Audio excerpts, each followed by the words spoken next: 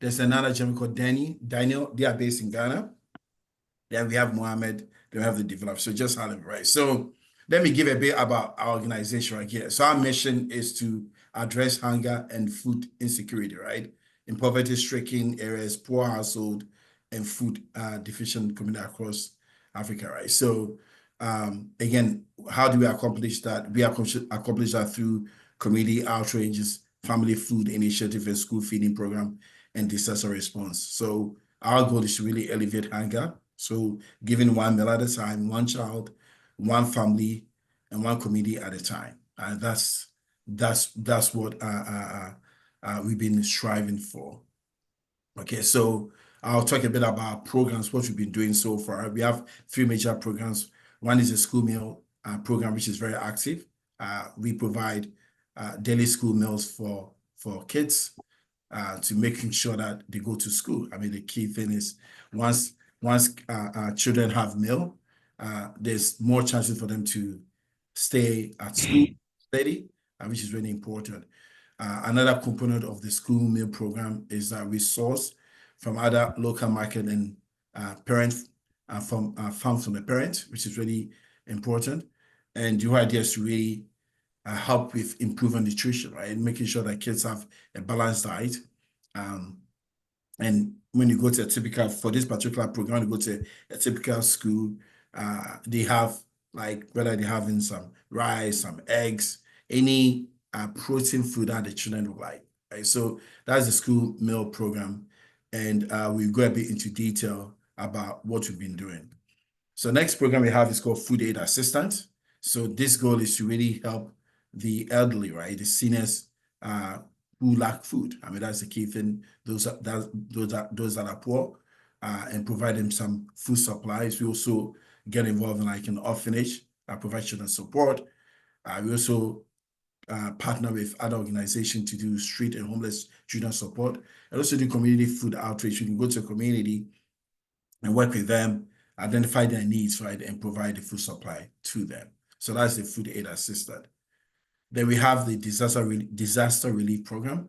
So we work with other non-profit organizations, especially when there's any flooding, landslide, any drought, any fire outbreak, right? So this very specific occasion, and I think was it last year? Last year we were really involved in one of the program in Ghana, where there was a huge flooding. So we were able to cater for some senior citizens, right, and elderly, and those that are handicapped, right? So these are the three major programs that we have: the school meal program, the food aid assistance, and the disaster relief program. Okay. So before we go, so just for people's sake here, again, and y'all can speak to this slide exactly about a bit background about the school that we serve. So yeah, I do want to pick up from there. Before I share one of the things that we are. Can you guys see my screen? Can you see the map? Yeah.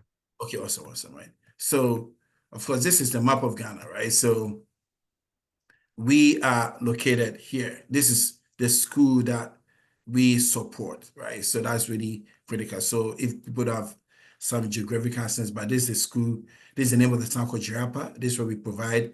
It's very closer to the, what's we call the, let me refresh my page, sorry. Closer to,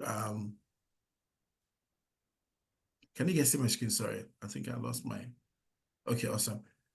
It's closer to the border with Burkina Faso. It's really up there, right? So Tamale is really like the district, right? And imagine like you have to travel and go back to this community and really support. It's very deep rural community, and that's what we provide for the school feeding program. That's where our focus is, right? So I'm going to switch it back here. Yeah, can you see my screen? Yeah. Okay, sure. So just go to and give some idea about the school that we serve, and we can go through there. Okay, like Michael said, the school we provide assistance to is located in the Upper West region of Ghana.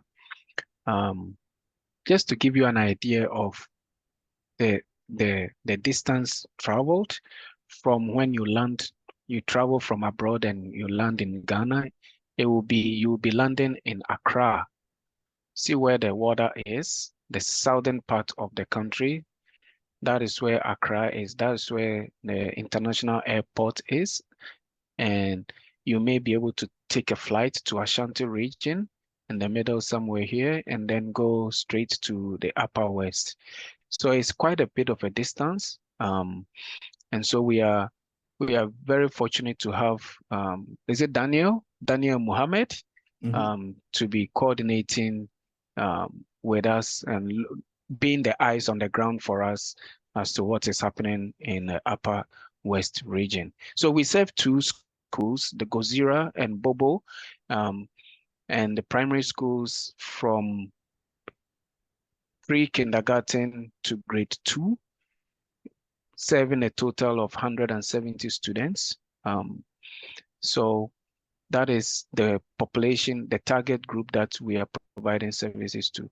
And the main background for the community for the families originating from those communities that they survive by engaging in agricultural type of services. As much as 92.2% of the rural households in those areas are engaged in agriculture. Next slide, please.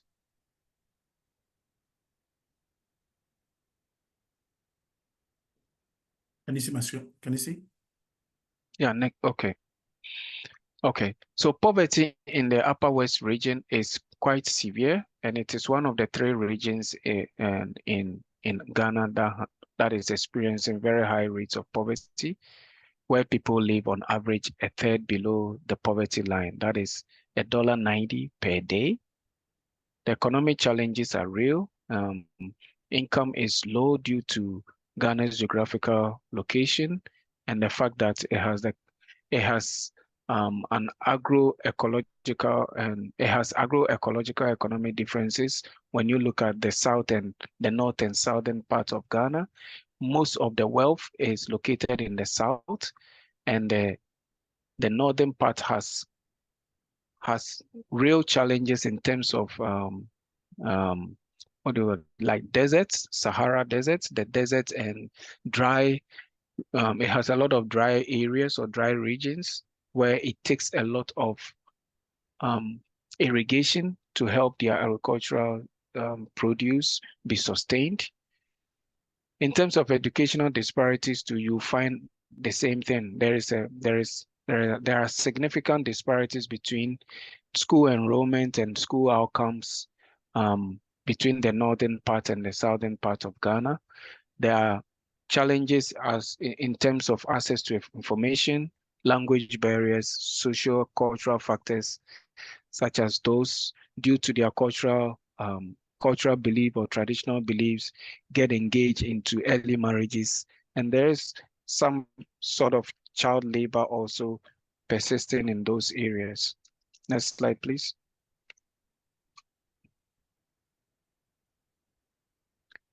So the 170 students in this slide, that is what we're trying to show, 170 students in a representation of them from kindergarten to grade 1 and grade 2.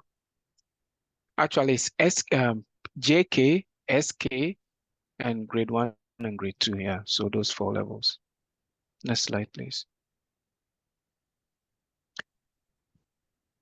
The program we have implemented in terms of the school feeding program has four buckets. So there's the educational bucket, the school protection bucket, agriculture, and health and nutrition. It is a cycle where, in terms of education, the focus is to increase school attendance and retention and draw more children to the classroom.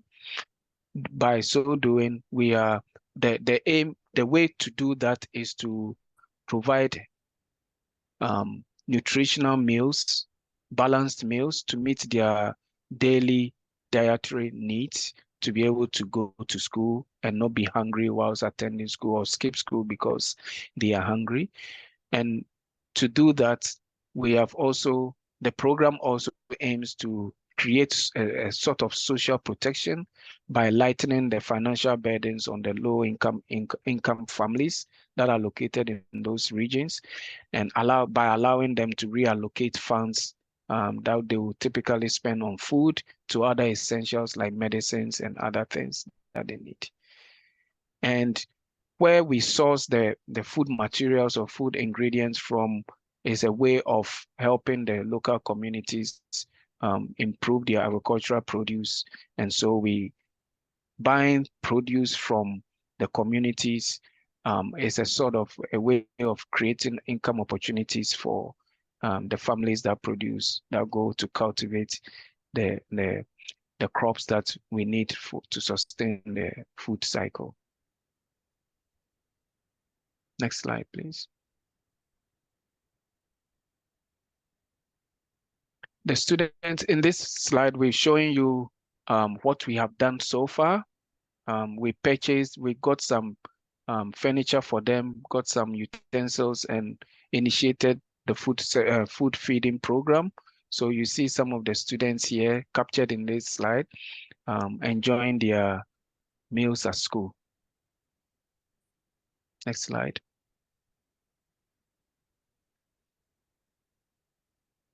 The same thing here. This is another type of meal that they are enjoying. So when we saw this feedback from what is happening on the ground, we were all encouraged to keep on doing the fundraising and supporting the students to go to school and also receive nutritious meals. Next slide, please. Okay. So what has happened since the implementation of the school feeding program? One, we have seen an increase in student enrollment from 70 students to 106, which represent 51.4 increase in student enrollment. Attendance has also increased from 57 to 91, 58 to 91%. Before the intervention, 40 out of 70 pupils or students attended school consistently throughout the term.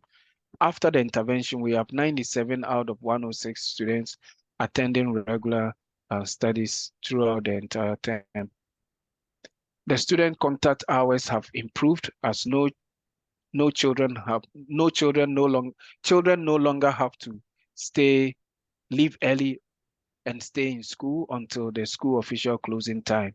So they don't have to leave early to say that they are hungry and they have to go, or go and help at home, for parents to look for sources of income for food and all that, where children have to play their role in the home.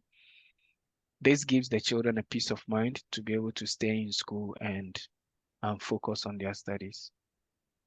Next slide, please. So for Goziiri kindergarten and primary, the impact has been with still on the impact. What we have also seen is that parents have contributed to the food and also building additional classrooms. There is also the sense that parents are able to volunteer and help. They also see the need to volunteer and help and cook for the children who come to school. There is an active participation of the school management committee and parents teacher association, where they are all engaged, knowing that there is an assistance that has come, an intervention that has come, and so they can they see what is happening in the schools, and they are able to offer the support that they can provide in terms of sustenance and making sure that the children enjoy their schooling. We also have signed a memorandum of understanding with the Ghana Educational Service and have seen 2 teachers assigned to the school through the ministry. So the Ghana Educational Services is under the Ministry of Education in Ghana. If you can think about how in the US or in Canada we have different ministries for education. Next slide, please. On this slide, we see pictures from the school management committee and the parent-teacher association engaging in dialogue and meetings to see the success of their children in school. Okay, Mike.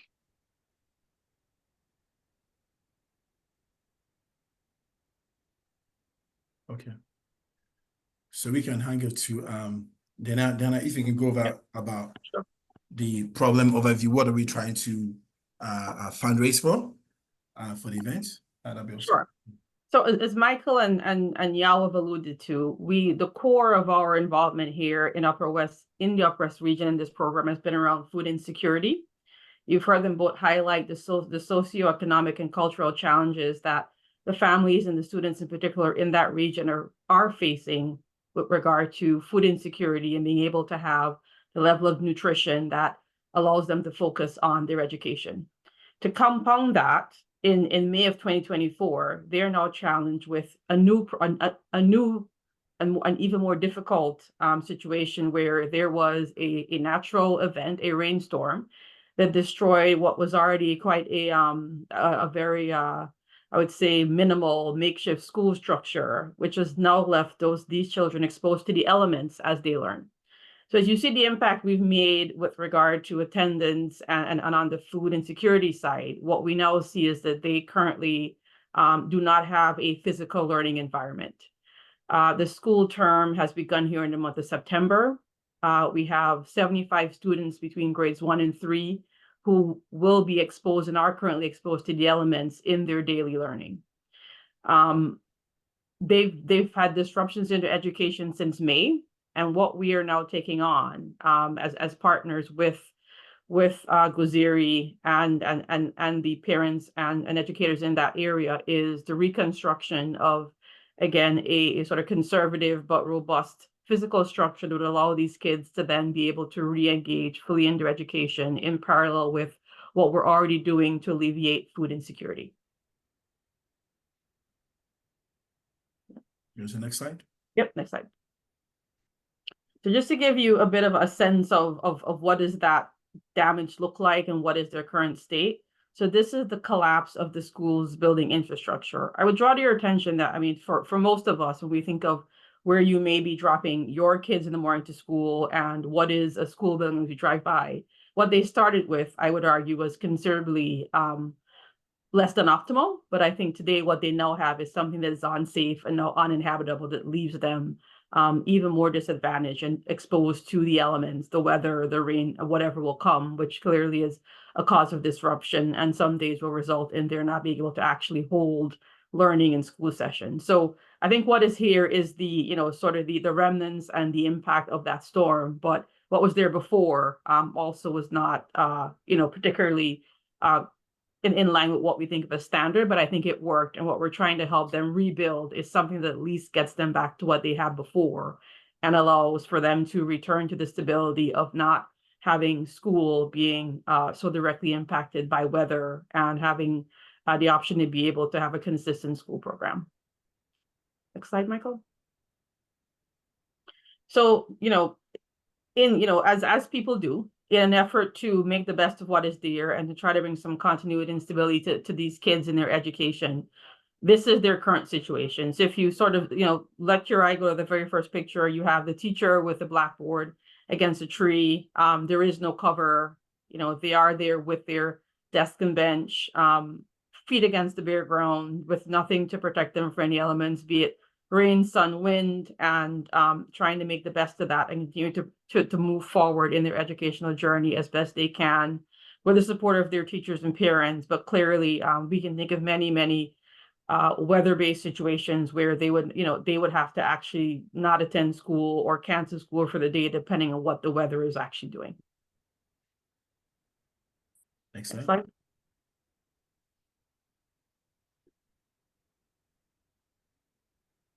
So similar situation, they're both now attending school and eating outdoors. I think, clearly, as I said, not ideal, but I mean, we do see people still attempting, but they're missing right now a not acceptable amount of school time, depending on what that weather is, and also limited in how many kids they can actually accommodate. You see them eating, working, doing everything outdoors, and against capacity, which I think is something that we recognize sort of takes away from the progress we've made and talked about in the impact section around getting that attendance up and getting some stability for them in the learning environment by way of the food program. That's now somewhat compromised and undermined by the overarching physical conditions. So what is the ask? So we are talking about reconstructing the school, what we're calling rebuilding hope, one brick, one classroom, one future. It's critical here, right? A safe, permanent learning environment, seeing that attendance come back, having those parents and the children be able to count on the sanctity of having a safe physical space that doesn't actually expose them to all the elements in which they can learn, and knowing that that is there every day and they can show up there is something that we think is quite paramount to underpinning what we've already done, ensuring that the education continues and that there is a place to actually drive the food security that we've accomplished so far and build on that program. So the estimates that we've received from our partners on the ground is that the cost of reconstructing the school is approximately 119,600 Ghana, I think it's cedis, which is an equivalent $7,700 to rebuild that school for Goziiri. So if you go to the next slide, Michael, I think we have a breakdown of what is how does that actually play through, and the specifics that we receive with regard to estimates for materials, from cement to zinc to iron rods, quarry stones. As I said, nothing here would be, still even comparable to what we would think of as a school in the US, but I think we're trying to return to what was their normal and what allowed them to have that level of stability and a place that was protective and safe. And so, supplemental to this will be any sort of support from parents and sort of the community.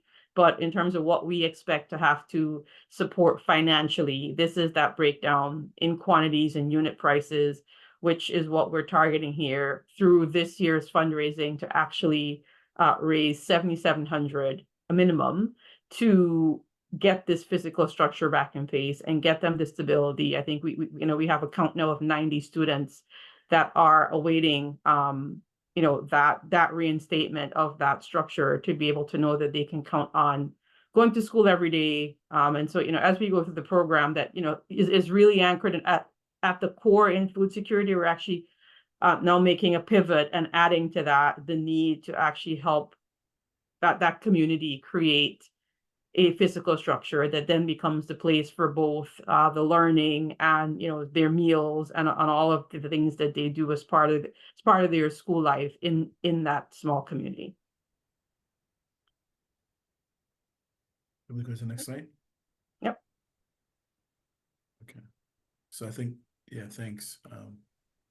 So this is for Latanya, I think, right? Yeah. Yeah. So as everyone's heard through the previous speakers in this presentation, how important the Bread of Life organization is to this region. If you want to donate, just thinking about that, your financial contribution, no matter the size of it, will have a direct and meaningful impact. Every dollar that is raised for this effort goes to purchasing those critical materials and covering the labor costs that Danae was going through on the previous slide. It's not just about it's not just about building a school, but it's about rebuilding the futures for those children. And by contributing, you are helping to lay the foundation for lasting changes in the lives of those children who desperately need a safe space to learn and grow. You can also donate or by sponsorship if you want to do more. Corporations and individuals can sponsor specific aspects of the construction of the new building, whether it's roofing, windows, or classroom supplies. Your sponsorship will leave a lasting legacy. And by showing your support, imagine being able to say that you were a part of an effort that helped provide a roof over a child's head or the walls that gave them the safety and shelter to learn. The third way you can help is by spreading the word. Your voice is also as important as your donation. We are looking to amplify this cause via social media, through email campaigns, and even in your own community.